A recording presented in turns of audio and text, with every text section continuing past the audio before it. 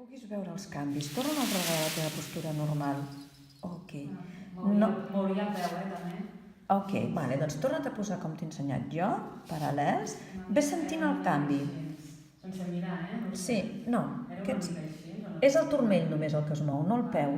Ara tira'm turmell endins, com la teva postura normal, turmell en fora, és a dir, posant el pes aquí.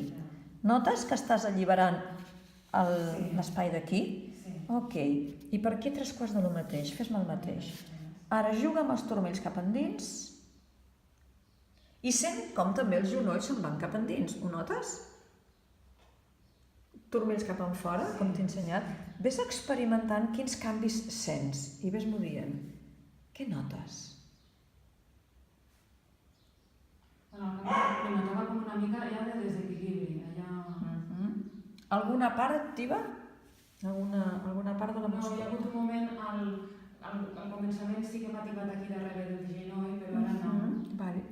Els malucs, notes si això, aquesta postura correcta que tens ara, ecològica amb el teu cos, pot afectar els teus malucs? Malucs a què et refereixes? A caderes.